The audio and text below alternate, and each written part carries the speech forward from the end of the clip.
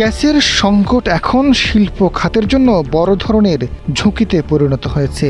দেশের গুরুত্বপূর্ণ শিল্পাঞ্চল নরসিংদী, নারায়ণগঞ্জ, গাজীপুর, সাভার, আশুলিয়া, ময়মনসিংহের ভালুকা ও গাজীপুরের শ্রীপুর সহ বিভিন্ন এলাকায় গ্যাসের চাপ এতটাই কমে গেছে যে গ্যাস নির্ভর অনেক কারখানায় উৎপাদন বন্ধ হয়ে গেছে। কোথাও উৎপাদন নেমে এসেছে স্বাভাবিক সক্ষমতার 20 থেকে 30%, কোথাও 70 থেকে 75% পর্যন্ত কমেছে। আবার কোনো কোনো কারখানায় মেশিন চালু রাখার মতো গ্যাসই মিলছে না।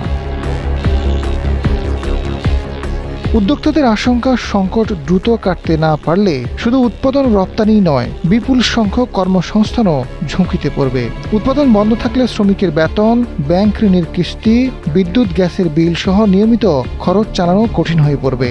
এক পর্যায়ে কারখানা বন্ধ বা জনবল কমানোর মতো কঠিন সিদ্ধান্ত নিতে বাধ্য হতে পারেন উদ্যোক্তারা।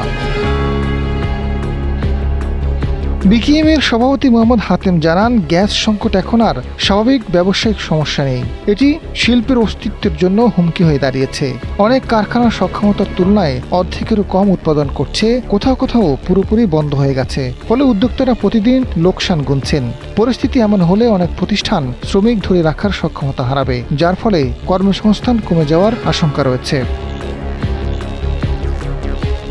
বিশেষজ্ঞদের মতে, স্বল্প মেয়াদে এলএনজি সরবরাহ স্বাভাবিক করা এবং ক্ষতিগ্রস্ত টার্মিনাল দ্রুত সচল করা জরুরি। একই সঙ্গে দেশীয় গ্যাস অনুসন্ধান ও নতুন কূপ খননে গতি আনতে হবে। পুরনো গ্যাস ক্ষেত্রে যেসব কূপ থেকে বাড়তি উৎপাদন সম্ভব সেগুলো দ্রুত কাজে লাগানোর উদ্যোগ নেওয়া দরকার। ভোলার গ্যাস জাতীয় গ্রিডে আনার বিষয়টিও দ্রুত এগিয়ে নেওয়ার পরামর্শ দিয়েছেন বিশেষজ্ঞরা।